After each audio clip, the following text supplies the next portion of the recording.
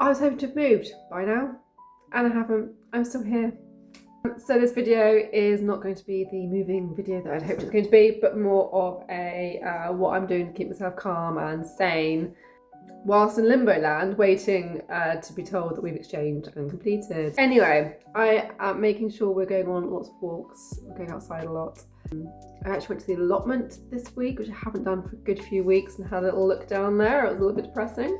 Although I've packed a lot of my stuff away, majority of my life is in boxes and in the storage unit, I have kept out knitting and crocheting and a bit of embroidery. So I've got something I can do to relax in the evenings and just kind of calm myself. I've always found crafting relaxing.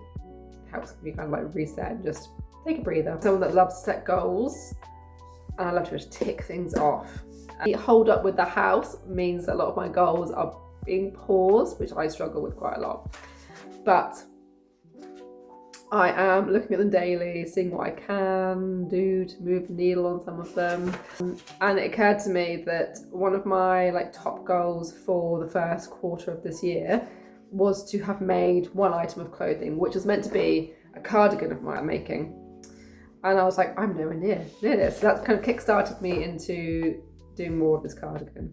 But just going through my kind of goals for 2026. Also for this year, I've got a target of walking 100 miles with my daughter. And that's going to include things like walks to and from nursery, to and from the shops, but also longer distant ones.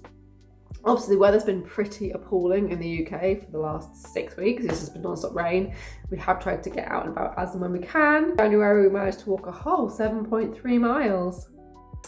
So we are quite a way off from that 100, but I'm hoping as the weather gets better, we're going to go out more. I will hopefully achieve that one. No, sorry, it's 500 miles. I'm meant to be walking 500 miles this year. Needless to say, I'm even further behind on that goal than I realised. I've just quickly reviewed that. It's 100 books I'm reading this year. Not proper books. I'm talking about young books with my daughter to encourage her into enjoying reading. And we managed to read 10 in January. So not bad. If we could do 10 a month, then we'll be able to hit target. So my knitting. This is the first time I've done a lacework pattern. And it's difficult. The pattern says intermediate. I don't want to know what difficult one is, because this I'm finding hard. You can see there is a lacework pattern on there, which is now nicely coming together. I've never done lacework before, so this is my first time.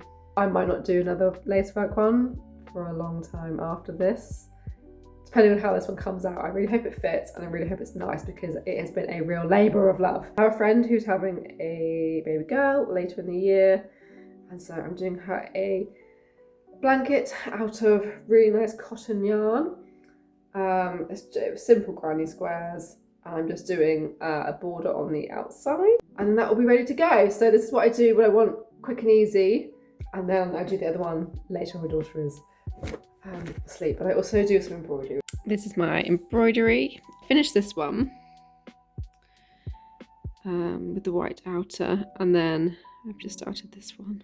On top of that, it's walking, reading when I can. I actually got to spend time this week, read through a gardening magazine, which I have not done well over a year, and the allotment, and that's it.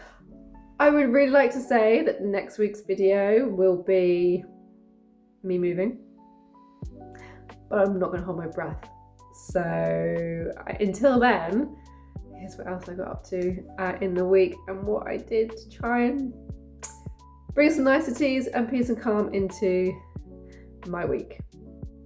So this week I actually managed to do a quick trip to Wix, just have a look at possible flooring options, and also to look at the paint options as well, just to give me a head start ready for when I move.